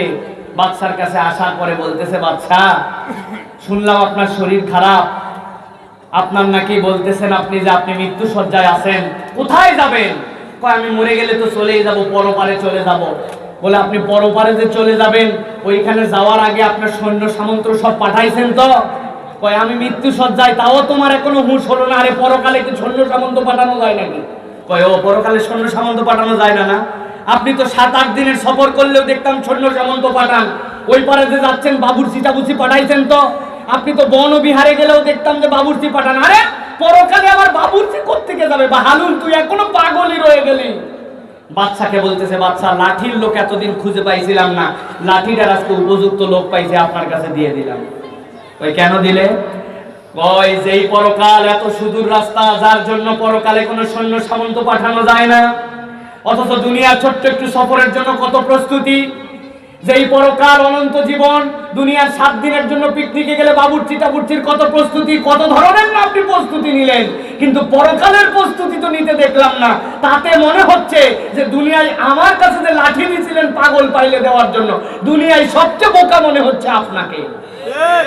প্রিয় ভাইয়েরা, ঠিক যে বলতেছি হিসাব করে দেখেন, আমাদের প্রত্যেকের জীবনী এরকম, সবাই জানি চলে যেতে হবে। পরকালে যাওয়ার পরে কোনো সাহারা নাই, ওইখানে কেউ আপনার আমার সহযোগী হবে না। কিন্তু চলাফেরা দেখলে মনে হয় না যে আমাদের বিন্দু বিসর্গ চিন্তা চেতনা আছে, ঠিক কিনা? তাহলে আমরা প্রত্যেকেই এক একটা পাগল হয়ে ঘুরতেছি, ঠিক না ভাই? আসেন আমরা এই পাগলের জীবন ত্যাগ করে সঠিক মুমিন হওয়ার চেষ্টা করি।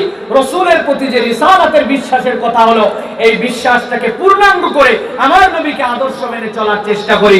আল্লাহ আমাদেরকে তৌফিক দান করুন, বলেন আল্লাহুম্মা আমিন। ওয়া আখির দাওয়ানা আলহামদুলিল্লাহি রাব্বিল আলামিন।